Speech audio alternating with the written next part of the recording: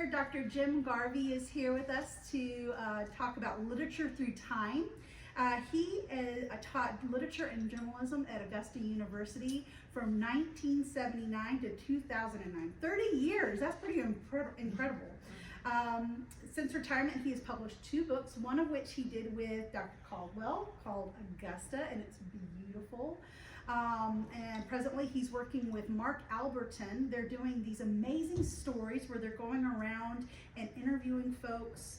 It's called Wherever the Road Takes Us, and it's with Augusta Magazine. So I think that those are videos that you can watch, but also you can read Dr. Garvey's writings about them in the Augusta Magazine. Y'all give a warm welcome to Dr. Garvey. Well, thanks for being here.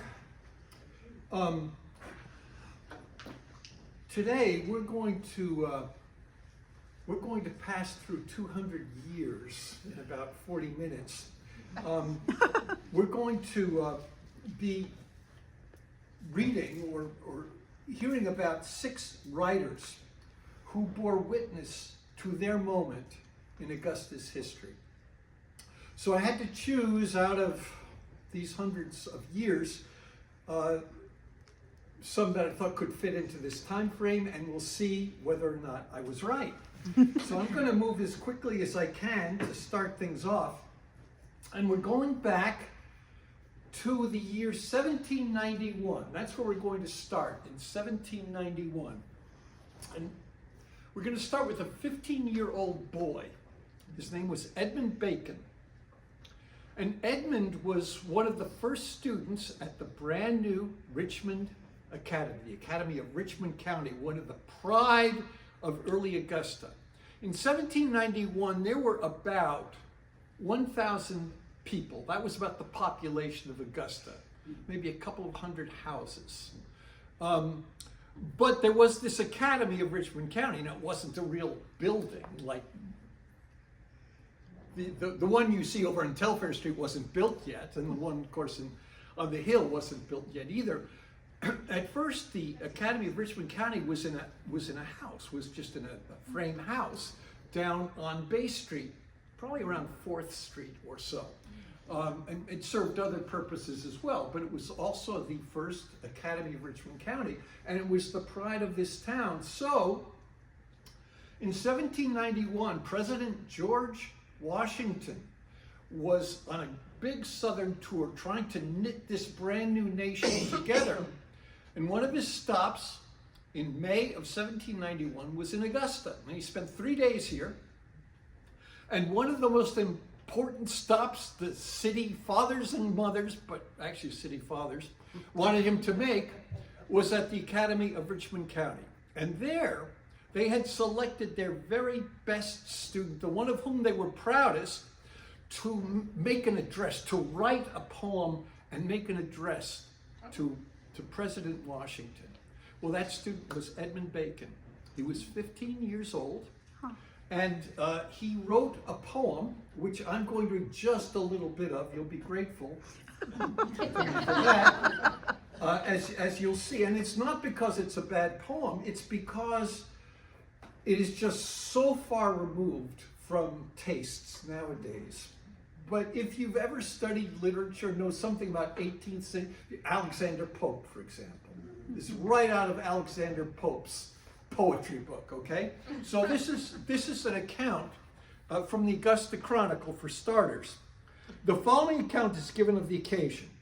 When the President of the United States of America honored with his presence the examination of the students of the Richmond Academy, the following address was delivered by Master Edmund Bacon with such distinctness of articulation, such propriety of pauses and emphasis, and in a manner so truly pathetic, which is a positive thing, pathetic, but full of feeling, of course, as to keep that illustrious hero and a numerous collection of guests in tears almost the whole time the little orator was speaking.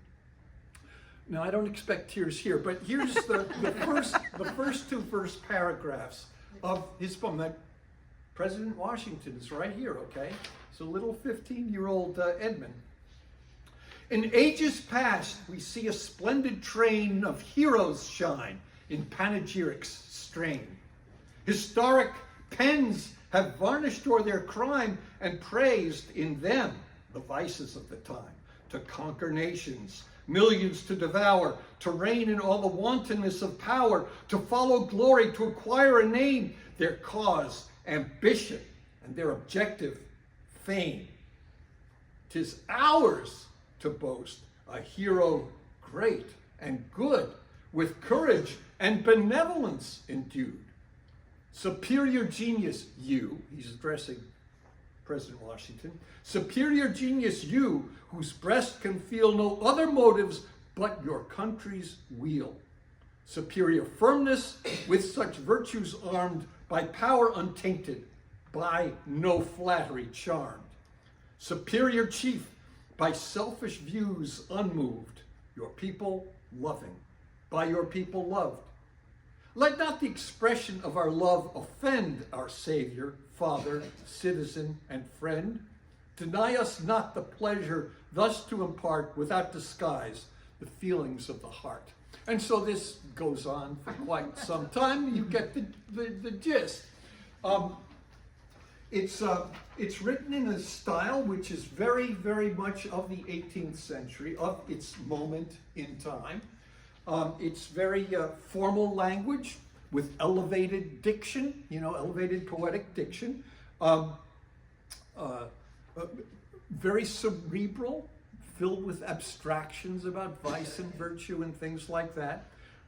It's elegant, it's aristocratic, it's intellectual, and it's exactly what Augusta, at that moment, in its really just barely beyond the frontier time, it's how it wanted to present itself. And it's what its ambition was to become a place where writing like that, in 15-year-olds could happen. Mm-hmm. So, little Edmund, of course, grew up, and he became a lawyer in time. Practiced for a while in I believe around Savannah, but eventually moved up to the Edgefield district and lived in Edgefield and practiced law there. He was an extremely popular man. Apparently he was very hospitable, very witty, very warm-hearted. People loved Edmund Bacon. He died, by our standards, rather young, in 1826. He was just 50 years old when he died. But he had a friend about 15 years his junior, whose name was Augustus Baldwin Longstreet.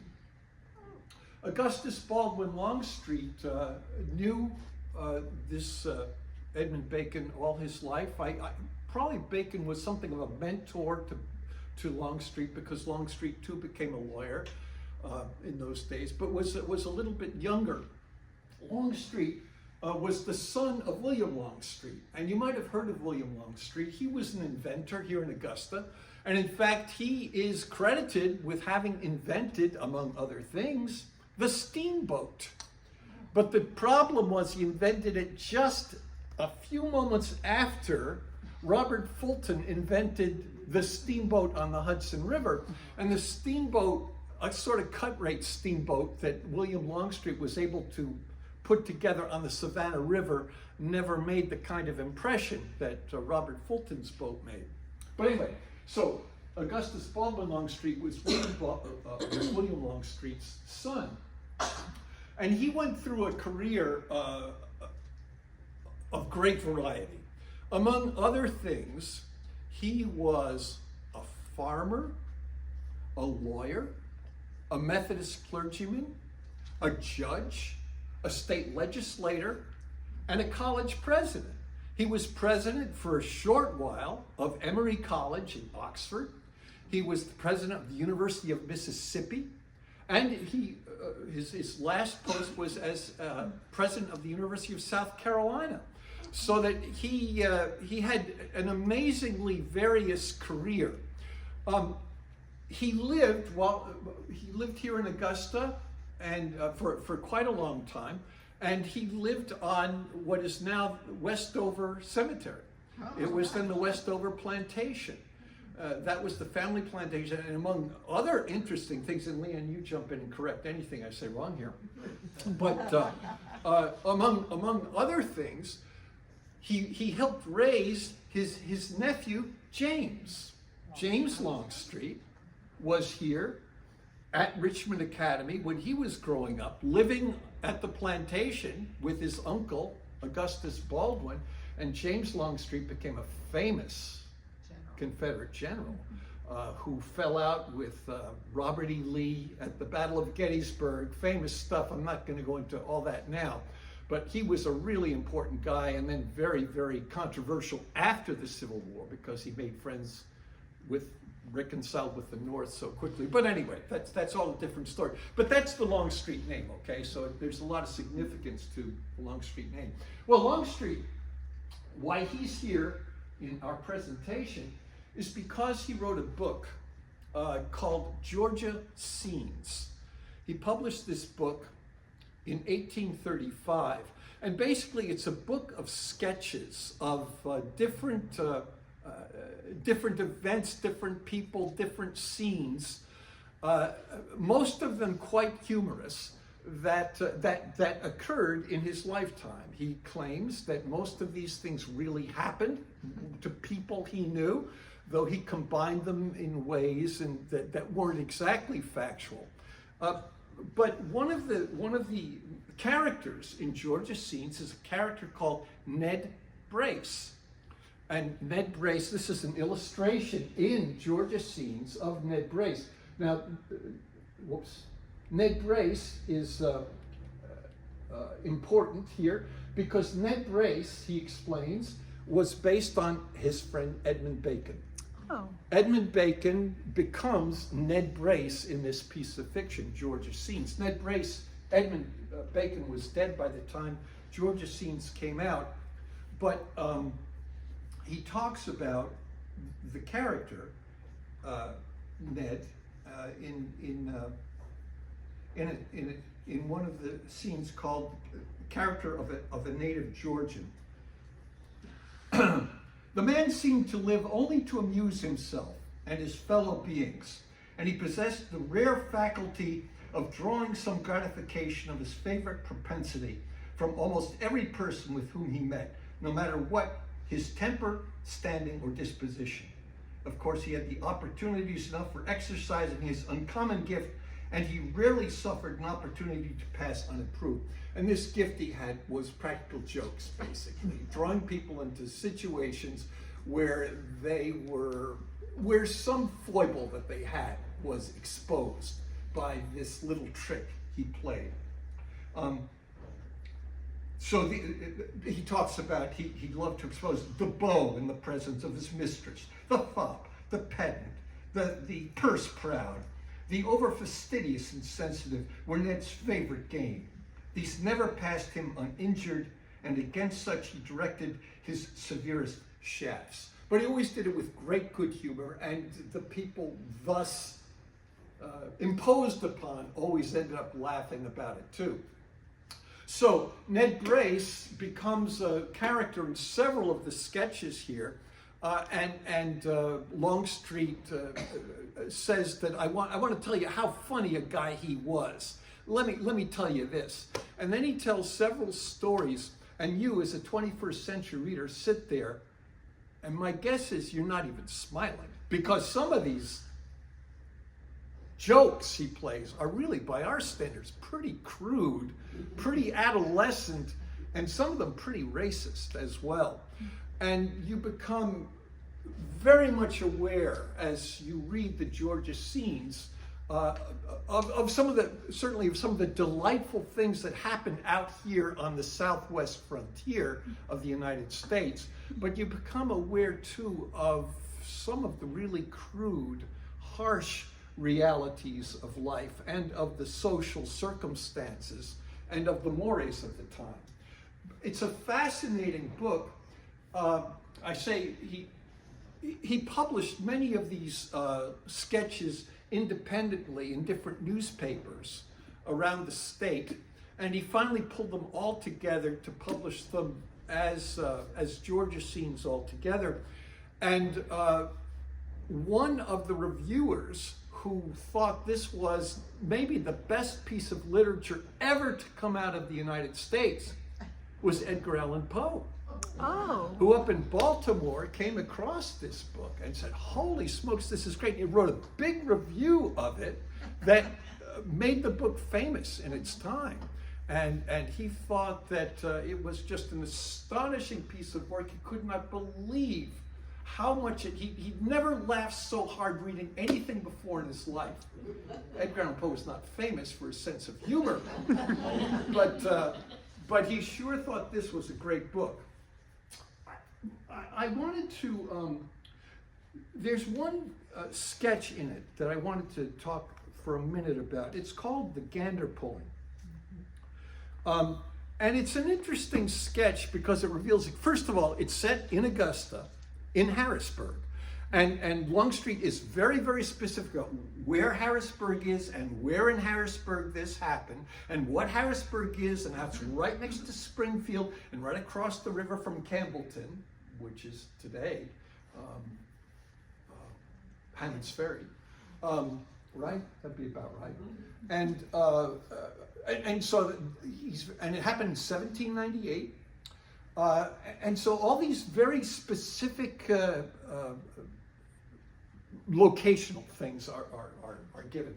So what it is up here basically on Broad Street in Harrisburg, a guy named Ned Prater, to make a little bit of money and create some fun in the community, makes a little round track for horses to run around, and over it he sets a rope, and from the rope they hang a gander, a male goose, by the feet.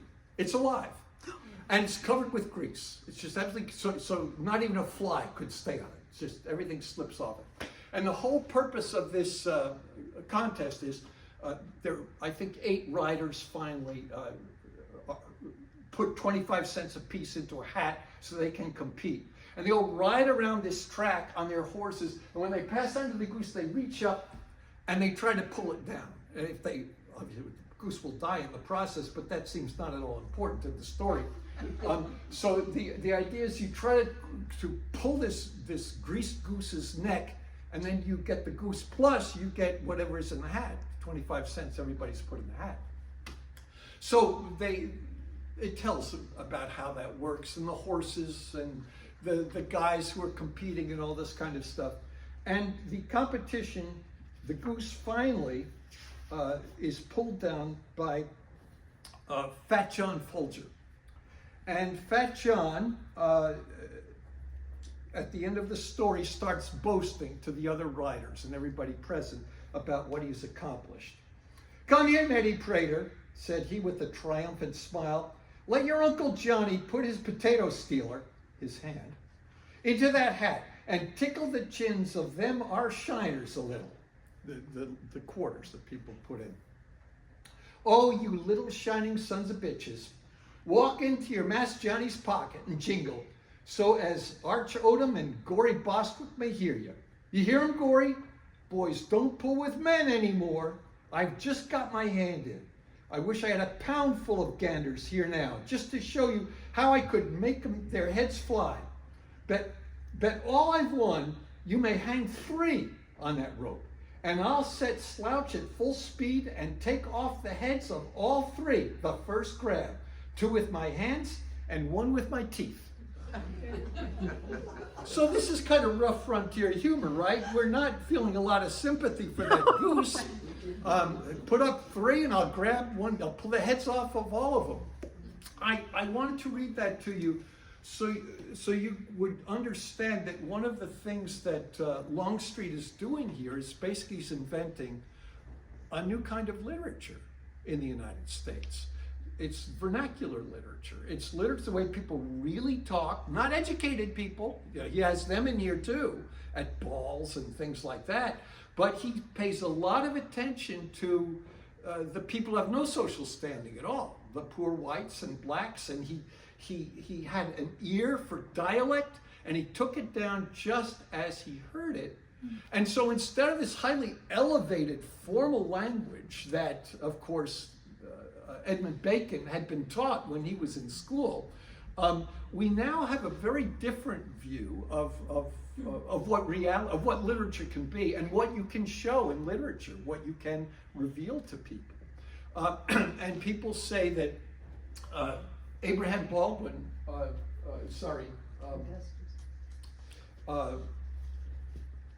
he opened a door that American literature could walk through. It opened the door for people like Mark Twain, who was going to come much later. But Mark Twain obviously would use that same kind of sphere of language and of society to tell his stories as well. So that's our Augustus Baldwin Longstreet. Now we're going to jump 100 years from where we started, pretty much, to 1877. This is Charles Benson. Charles Benson was the son of Barry Benson. And you might not have heard of Barry Benson, but he is the guy on top of the Confederate monument down on Green Street. Barry Benson was a fascinating man. Fascinating man. And we'll talk about him another time. But he was really something. But he had 6 children, and the youngest, Charlie was his second youngest child. Charlie grew up on Bay Street, on the right here on the Savannah River, at Bay Street and 3rd, basically, is where he lived. The levee now covers much of the world he knew, but let me just show you what we're talking about. This is a bird's eye view map of Augusta. I believe this map dates from about 1872. And it's kind of blurry, blown up to this size. But here, this was called Center Street at the time. It's 5th Street now. And right here, and here's Broad Street right here. So here is 3rd Street and Bay right here. And that's where Charlie, that's where the Bensons lived. They had a house there right on the river.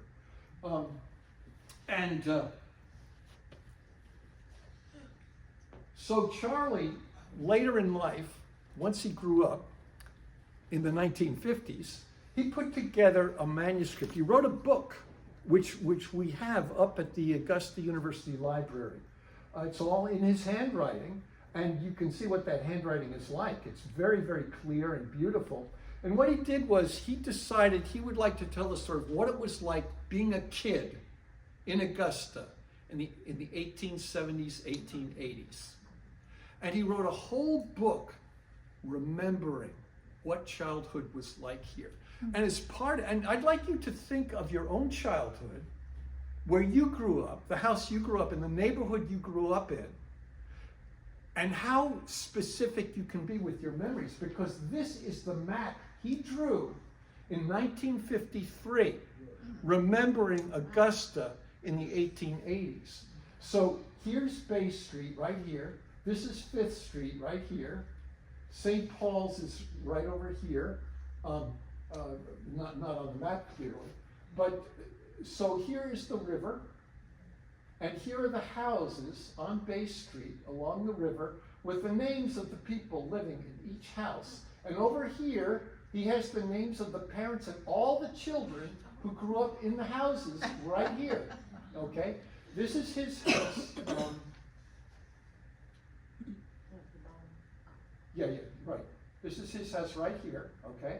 And right next to his house was the old field where they played baseball, okay? And now the levee runs all along here. And this corner right here, the corner of 3rd and Bay, it's there. It's still very wooded, there's a bungalow on that corner. And I don't know how much of that property is now actually under the levee and how much of it is still there. The levee came along, 1916 or so. So, but when Charlie lived here, there was no levee, and you could see right across the river, and he built boats in the river, he played in the river, he knew all these trees, he could identify what kind of trees they were. This was his world. And a couple of interesting things, there's no geographical segregation. The blacks and the whites lived right next to each other in these days. So, for instance, this is Uncle Dave Floyd. Uncle Dave Floyd was the father of Silas Floyd, who became a famous black leader in Augusta and writer for the Augusta Chronicle. And he talks about Uncle Dave and all the Floyds saving money so that Silas could go to school and become a minister. Here's the Latavases. They were a black family. They did picture framing, right? Picture framing on Broad Street. So that all these people are mixed in all together. Up here was Uncle Stone. Uncle Stone lived right by 5th Street, down by the river. And Uncle Stone, of course, in the 1870s, they're all freed now. But it was a hard life, a hard life. And Uncle Stone, he tells his story. Uncle Stone had been in Macon. He'd been sold down the river. He actually came from Lynchburg, Virginia. His whole family got sold down the river. He was a slave in Macon. But after the war, he decided he wanted to go back to Lynchburg.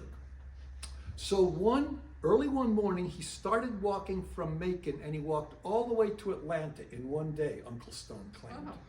And then eventually he made his way over to Augusta, still on his way, presumably getting to the ocean, I guess, where he would take a boat or something.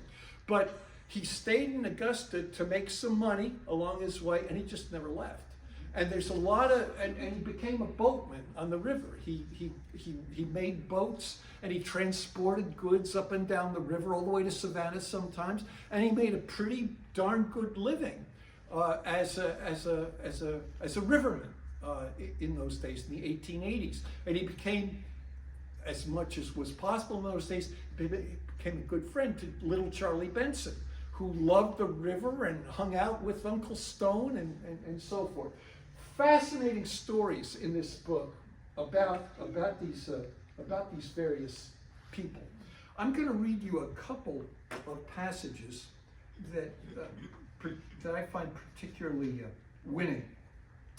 In this story takes place in 1885, and in 1885, Charlie is 8 years old, and he remembered how. Well, I'll just read it to you. His mother's housekeeper, Mrs. Meredith from the widow's home, had given Charlie a little blue ticket, and the blue ticket entitled him to a free drink at Alexander's drugstore on Broad Street. Of course, I had to use the ticket right away before it burned a hole in my pocket, and perhaps woeful thought got consumed itself in the action. I consulted my mother on what to ask for, as this was my first adventure of the kind. She advised vanilla and cream. I remember that the lights were on in the store when I got there. The wooden floor was damp. Probably they had just washed it. The smells were not so inviting as I had expected. And as I was the only customer, some of the romance seemed to be lacking. Although as a boy of 8, I knew I was adventuring on foreign soil without an elder's hand as bodyguard. The young man behind the counter filled my order silently, put a wheat straw in the glass, paper straws were then unknown, and prosaically set it over to the edge of the counter with the handle of the metal holder toward me. A lot of edge seemed to be lacking in my adventure, but the drink was grateful and I enjoyed it hugely. However, my young stomach was unaccustomed to gaseous beverages. We would use the word carbonated, but gaseous beverages. And before I got home, it had disagreed with me violently. My mother was all sympathy, but told me not to tell poor Mrs. Meredith. In fact, to thank her and say I enjoyed drinking the soda very much. All else I know about Dr. Alexander is that his golden-haired daughter then probably at the Tubman, but a grown-up young lady to me was one of the loveliest sights to be seen in Augusta. So there's the memory of an 8-year-old boy, his first solo adventure going into a drugstore on Broad Street in 1885. So this book, it's called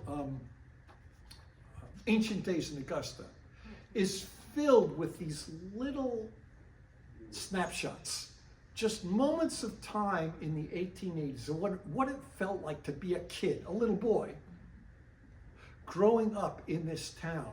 And it's very moving in that way. He talks about riverboats, how exciting it was when riverboats came into town, people shouting along the shore and running along, and some people going out in boats and boys diving under the paddle wheels and stuff like that. Stuff so dangerous you can hardly believe it, but anyway, that's the sort of thing they did. He talks too about Big Steve. Big Steve was, this is a fire bell, okay? This was erected in 1860 at the corner of 8th and Green Street, right where the Jesse Norman School is now, okay? Mm-hmm. This building is still here. It was Claffey's Printing until recently, but it's a firehouse. That was a firehouse. You can see the doors where the fire engines were kept, and up here there's a statue of a fireman. So that building is still there and still looks just that way. Just down the street, St. John Church, which just lost its roof in the hurricane. But so this stood right here in the median of Green Street until 1884, I believe it is. Big Steve was this bell. And there'd be a watchman up here at night, and he'd be looking over the town, and if there was fire in one of the quadrants of town, he'd ring the bell indicating what part of town that the fire was blazing. This must be at the very end of Big Steve's life, because you see all these wires. So obviously there's electricity by now. And once electricity came along, they didn't need this anymore because they could telephone, and they didn't need a bell in the middle of town ringing What was like that building on the left? Oh, yes, I should have mentioned. That's the Opera House. Oh. There were lots and lots of performances in that Opera House, including ones by Buffalo Bill. And there were all kinds of plays in here and operas. This was the big cultural center. This was Sacred Heart Cultural Center of its day. It burned down, I forget what year it burned down. 1922. Yeah, it was 20th century, I remember. And a couple of people died in that fire. I think the managers died in the fire. The one story I wanted to tell here is pretty touching. Charlie eventually went to Central School, and his teacher there was Mrs. Stewart. She was a tall, sweet old New Englander who had lived, I don't know how long in the South. If she had any Yankee accent, I don't remember it, and anyhow, she didn't try to reform our pronunciation. She was strict, and some boys believed she could face the blackboard and see the reflection of the class in her spectacles. So accurate was she in spotting mischief makers who tried to take advantage behind her back. But she was fair, and no one ever showed her disrespect. Being a good Episcopalian, she always started the day with the Lord's Prayer and the appointed psalm. In those faraway days for Christmas, each boy gave his teacher a little bottle of cologne water or a handkerchief. Or if he was rich enough, he gave both, perhaps. So on Christmas Eve of 1892, 1893 maybe, Dave Bottom and I worked together shopping, trying to make our little allowance stretch over as wide a field as possible. He was doubtlessly better off than I, as he was an only child, while I was merely the next to the youngest of 6, the weakest position possible. For in the French organization of our household, we rated strictly by age, except that, as the Mormons put it, the youngest is always the sweetest, which left me tagging along at the end, which It's all aside from the steward or anything else. Dave suggested that for old time's sake, we take her a little Christmas present.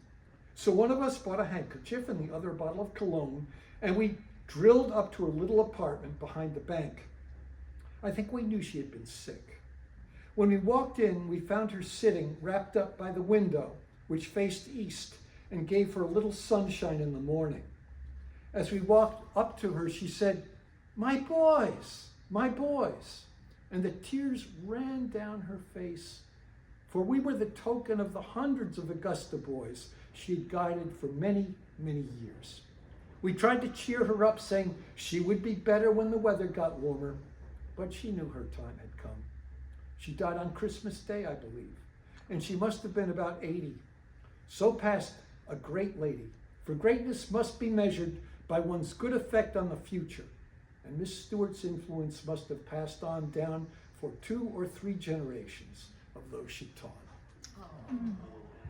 Beautiful, beautiful memory of a teacher, and of a specific teacher on a specific day in a specific apartment at a specific time of year. So it's a lovely, lovely book. Used to be available digitally. If you wanted to download it, you could from the rare book room down at Augusta University. Okay, these are just a couple of scenes. This is Bay Street, people walking along Bay Street, which was sort of the river walk of its day. And here he talks about fishing in the river and people who made a living catching fish. They were poor people, and then they would sell the fish. Here's a little African-American boy selling fish on Broad Street. Mm-hmm.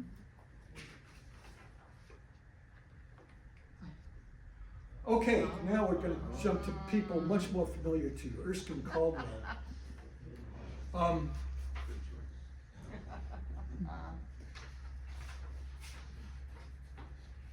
Erskine Caldwell, of course, is the writer of his most famous work, is Tobacco Road.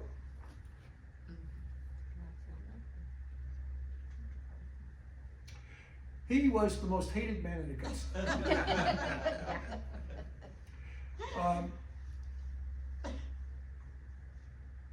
Augustans were horrified at the image of poverty, degradation, immorality, and ignorance, which Caldwell depicted their region to be to the whole world. And when the novel turned into a comic play, which it did, and movie, but it turned into a play which ran for a record 7.5 years on Broadway, so popular it was, and then toured the nation, including Augusta, all in the 1930s, okay? The outrage here reached fever pitch. Jeter Lester and his hapless, grotesquely uncivilized family came to stand for the rural South. But Augustans, both downtown here and up on the hill,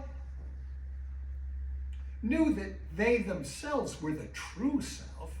Why should they take seriously Tobacco Road's degenerate protagonist when he says, "You rich folks in Augusta is just bleeding us poor people to death.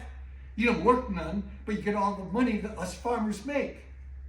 Now, the characters Caldwell depicted, if they existed at all, were insignificant in number and really didn't count, according to the thinking of the time. But in fact, they did exist. Yes. And right on Augusta's doorstep. A Richmond County school inspection in the Pine Tucky area of South Richmond County, which is today Fort Eisenhower, reported that of the 40 students at the school, all had hookworm, all had lice, and all were malnourished. The Chronicle even sent out 2 reporters to see if Caldwell's world was real. With Caldwell's father as guide, through the sandhills between Wren's and Keysville, they found, among many other things, a tenant family of 16 living in a 2-room shack. After their year's harvest of 4 bales of cotton, they owed 2 bales for rent and 2 bales for fertilizer and loans. Their profit for the year, 62 cents.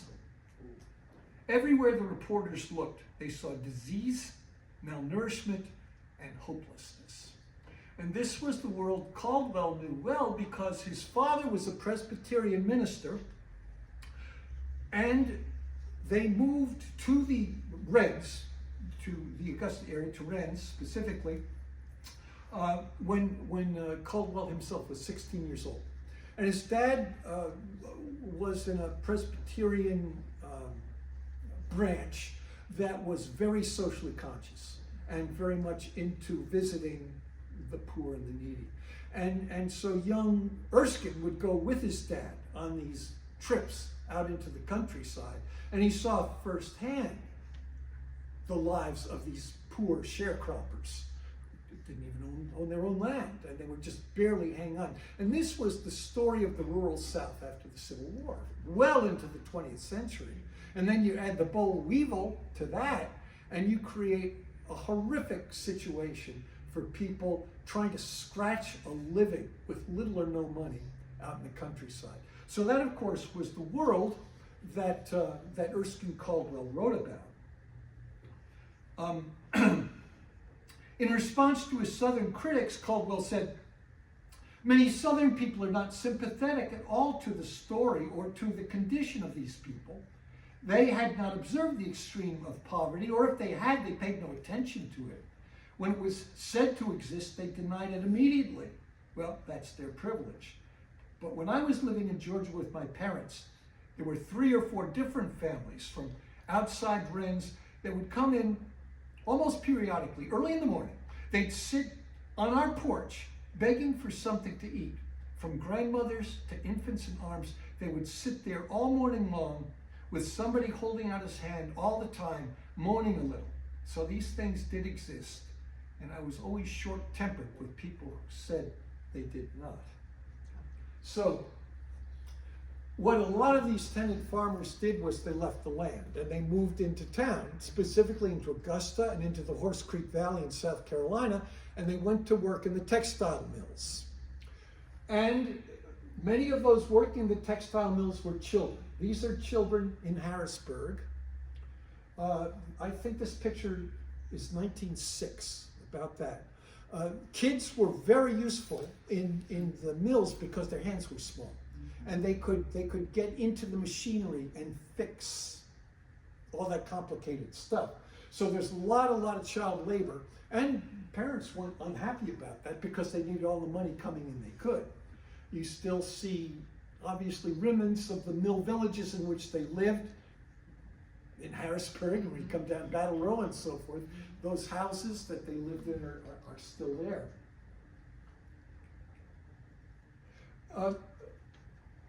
Eventually, Erskine Caldwell married Margaret Burke White, who was a photographer in the Depression era. And she took a lot of pictures in the South. And here are a couple of pictures of the kind of world that Caldwell writes about. I thought that guy's face was quite amazing. Mm-hmm. And these kids, obviously, just on that rickety porch somewhere out in the country.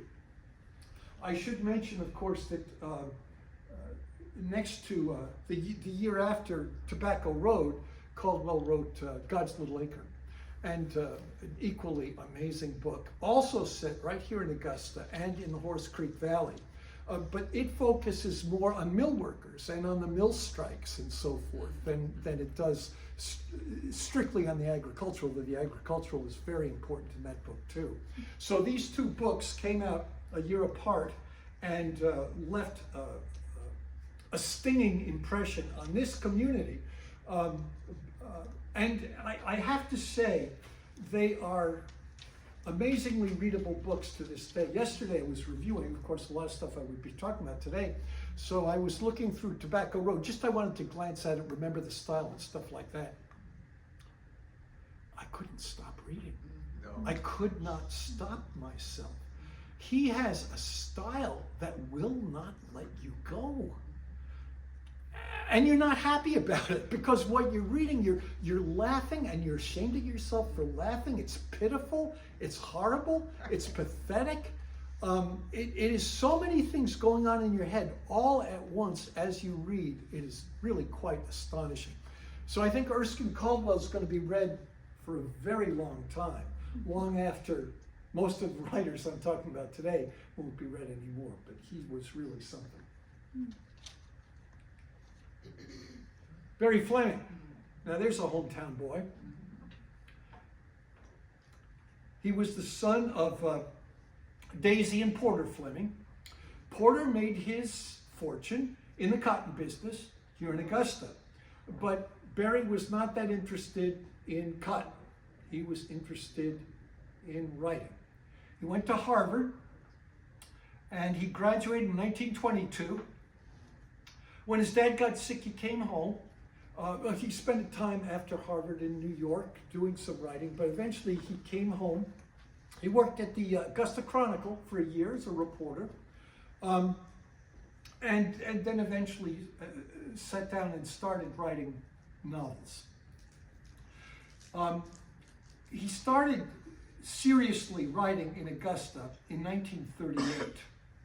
He moved into the family home, which is still there on Pickens Road. If you go Pickens Road, you'll see it. While in Augusta, and as a reporter, he became very much aware of the political situation here. And the political situation at that time, in the late 30s, early 40s, was dominated by the Cracker Party, the self-styled Cracker Party. And it was it's very complicated. I'm not going to explain it because I do not understand it exactly. But it was basically a bunch of good old boys, smart good old boys, who learned how to control the political situation, get elected year after year, enrich themselves with fees that they demanded, bribes they took. They controlled the election by having a white primary, which guaranteed that no blacks would ever be elected. They were white supremacists all. They would vary over the years with statewide political allegiance and so forth, but they had Augusta pretty much locked down under their thumb.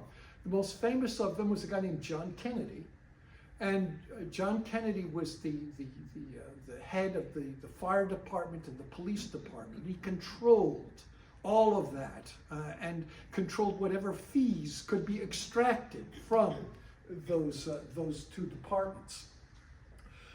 Well, Barry Fleming comes into town and he sees that the town is it's turned into a dictatorship, that this guy John Kennedy controls everything, and that elections have no meaning because the primary's been so controlled that you have no choice. The electorate has completely lost interest in the process because it doesn't mean anything anymore. So basically he thought democracy has gone to hell in Augusta. He wrote a book called Colonel Effingham's Raid. And Colonel Effingham's Raid tells that story in a fictional way. It's set in Fredericksburg, but transparently it's Augusta with its broad street, and you'll recognize everything in the book. And what he did with that book was he exposed the political shenanigans going on, and the state of democracy in Augusta becomes, in a sense, personified or symbolized by the old courthouse. The old courthouse was built in 1820, and I don't know if anybody here remembers it. Do you remember it, Leanne? Not really. I was so young. Yeah. Well, it came down, what, 51, 52, 53, something like that. I can't remember. But anyway, the old courthouse was right where the Marble Palace is today. But it was a beautiful old neoclassical building which had been expanded over the years. But it was falling down because it was so poorly maintained. And there are lots of Chronicle articles talking about how dangerous it was working in City Hall. One worker famously used to sit at his desk with a hard hat on because the plaster would be falling on his head. But no money would be expended on repairing it. So Barry Fleming took that decrepit building as a symbol for our decrepit democracy. And so one of the objects of the bad politicians in the book is to tear it down and build a new city hall. And there's another group of citizens rallied together by Colonel Effingham, a retired military guy, who want to see the old building preserved. And finally they do succeed. So that the result of this book, published in '44, I believe, was that, in fact, the Cracker Party finally started losing elections. And Barry Fleming and a group of other political activists in town was able to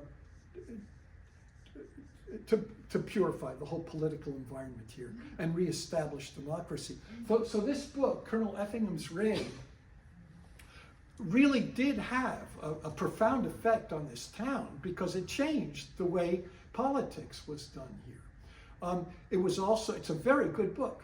It was the book of a month club selection, and it was turned into a movie in the late '40s with Charles Coburn, and it's a darn good movie too. You can still see it. It's on YouTube, available for you whenever you want to watch it.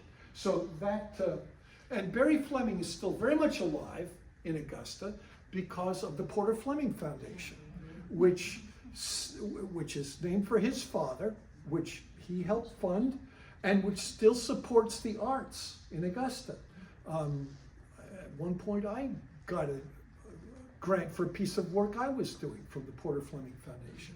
So Barry Fleming is still very much among us in that sense, even though he has long since passed away. And finally, I want to talk about Frank Yerby. Well, Frank Yerby was raised here in Augusta on off Laney Walker Boulevard, what we call Laney Walker Boulevard on Hall Street.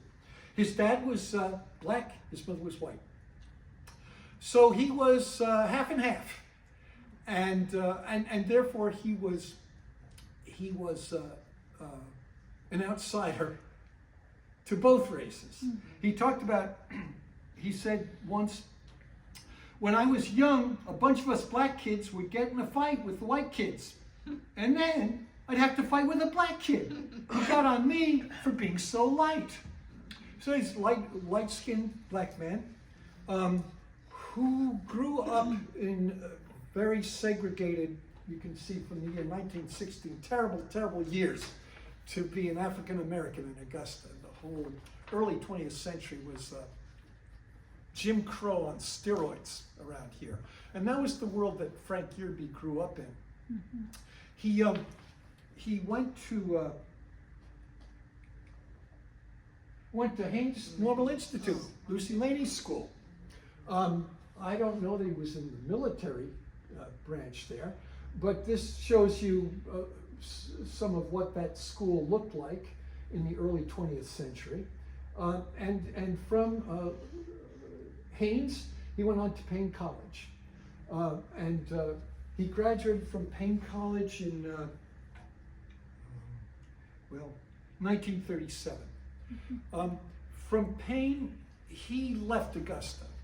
And really, in a sense, he wiped the dust off his shoes. And he had no love for this place after his experience growing up here.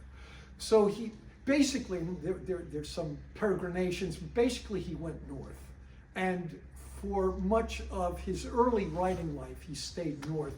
He moved to Detroit and worked for Ford Motor Company for a while. And there he did that so that he had time to write. And he did start doing a lot of writing up there. That was his ambition, to be a writer. And in 1944, he hit it big, in a sense, at least in a literary way, because a story he wrote called Health Card was bought by Harper's Magazine. Not only was it published by Harper's Magazine, but it won the O. Henry Prize that year. It's an amazing story. It's just 4 pages long, but it sort of blows your socks off. It tells the story of Johnny Green, a young soldier at an unnamed army post. He's a recruit. And he's a black guy. He's at this army post. He's just gotten married. His girl's up north. Her name is Lily. And now he's in basic training or something down here. And the story opens with him going into what's called the bottom of the story, probably the territory here, the Terry in Augusta, because I think the story could actually be what was then Camp Augusta. So he goes into the black section of town because his new wife has finally saved enough money to come down and see him, because they haven't been together since he's enlisted in the army.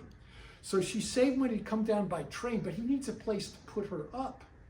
He's just a private. And so he goes into the bottom and he finds a place next to a church for her to live. But while he's there, this is the black section of town, and it's the place where all the soldiers go, because where the black soldiers go, because it's where the prostitutes are. And while he's there making arrangements for his wife, the white MPs come into this section of town. And they start, every black woman they see, they demand, show us your health card. Show us your health card. If you don't have a health card, you go in the paddy wagon. It's basically, because all these prostitutes had to have proof that they didn't have venereal disease. So they all had to carry a health card. So the next day, Lily arrives. She comes in on the train. He meets her. There's this loving reunion they have. They go, he takes her to where she's going to be staying for the week she'll be down to see him, and the MPs come up and start demanding her health card. She has no idea what they're talking about. And he tries to explain, this is my wife. She doesn't need health care, she's my wife. Of course, the white MPs, she's just a black woman, she's just a whore to them. That's what they see, that's what they understand. And at the end of the story, he's weeping on the ground because he realized he's absolutely powerless against this white view of reality that controls his whole world. And there's nothing he can do to defend his wife's honor. Once he's made his statement, he's done. So it's a heartbreaking, wrenching story. And for a couple of years, he wrote stories like that out of this experience of being a black man in a racist society. But the publishing industry was not at all interested in that story. Nobody was buying that story. The white population was not interested in hearing that story. And so he couldn't make a living as a writer. So what he did was unbelievable. He simply changed directions. He says, okay, they won't buy what I want to write. I will write what they'll buy. And so he started writing romance, historical romance fiction. And he became famous. So rich, so skillful at turning out these books. It's really unbelievable. The first one, they called him the king of the costume novel. And the first one he wrote was Foxes of Harrow. And the Foxes of Harrow came out in the late 40s. It sold over 1 million copies. It was the first book ever written by a black American that sold that many copies. And then it got turned into a movie starring Rex Harrison and Maureen O'Hara. And he made a fortune on the movie. And he wrote over 33 of these historic novels, for which he did a lot of research, and he became famous for them. But of course, he took a lot of heat from many African Americans who believed he had sold out by not writing about the situation he knew was far more important than these romances he was writing. And he did eventually get back to writing about that once he was firmly established. But he left the United States in the early 50s, I believe, and went into sort of permanent exile. He moved to Europe and eventually settled in Spain, and he lived in Spain until the day he died, 40 years after leaving the United States. So he had a very, very bitter racial history in the United States. He made good, he became rich, but he actually left the country. So that's the story of Frank Yerby. So in these 6 writers, you get a glimpse of how the world looked in and around Augusta through their eyes at these various moments in history. With Yerby, we finally begin to see a world we recognize ourselves, because when the whole issue of race in the United States was something just kept on the back burner by most people. Yerby brings it forward, and when that issue is brought forward, of course, we're feeling much more our own sensibilities because we're so aware of it today. And when we read these earlier books with that awareness, our reading really, really changes, because things that were not viewed as having any importance in some of these earlier writers begin to stand out now when we read those books, because we have this different kind of sensibility and realize that women who had virtually no reality, well, that's not true, but had no social importance in a sense in earlier times, and African Americans also. They were just background figures who didn't have the importance to be the central figures. Now all of a sudden when you look at, as those figures become central, everything else begins to look different when you look at the world before. So those are my my comments, and I'd be glad to answer questions if you have any. And I should also say, Frank Yerby did write, one of his novels is set in Augusta. It's called A Woman Called Fancy. And she, I wrote down a description of it, which is just so eloquent. Men offered everything they owned to have her. For her, there was only one man she wanted. From him, she asked only love. A Woman Called Fancy, Frank Yerby's first book to have a female protagonist. Set in Augusta, Georgia, the novel covers the period from 1880 to 1894 and traces the rise of the heroine, a beautiful South Carolina woman, from poverty to prominence among Augusta's aristocrats.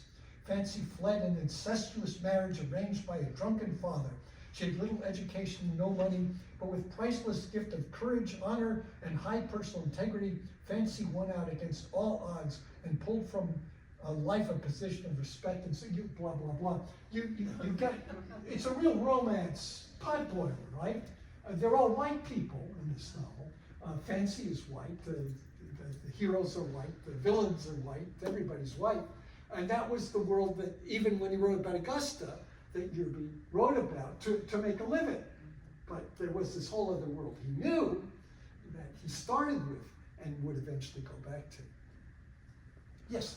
What was the level of literacy among the black community? I would think one of the reasons they didn't, read him, I mean, they couldn't read him. So, Well, what to say to the white population and their literacy? Yeah. I'm thinking that we're talking about the 1950s mainly, 1950s now, and I think the literacy rate among the black population was very high. I would guess there was not maybe the leisure to do that much reading. Maybe they weren't buying a lot of books. And maybe they didn't want to read that stuff either. I mean, like so many immigrants, they want to leave the old country and they don't want to remember the old country. And I suppose for a lot of black people in that era, they didn't want to be reminded of how tough things were. They wanted to get on with it. I'm making guesses right now. But I don't think literacy was the problem. I think basically the bulk of the reading population and of the movie-going population was white. And if you wanted to make money, that was the population you needed to appeal to. I think that's probably what was mostly going on. Yes. It sounds like Frank Herbie's story is the opposite of the movie American Fiction, where the black writer was trying to write Yeah. more white or whatever, his publisher insisted he write black. Yeah, yeah, I saw that not long ago. I'm trying to remember how that goes, but yeah, you're right. It is sort of the opposite of that. That's a good movie, incidentally. If you haven't seen it, it's very funny, but it's also extremely telling in its way about our culture. Yes, ma'am. Question. How accessible are these works that you've talked about today, these authors? If we wanted to get our hands on them, how would we do that? Well, Yerby, you'll find Yerby everywhere. And also, I think Caldwell too. Caldwell, you'll see easily. Fleming, less so, but a lot of his books have started being republished.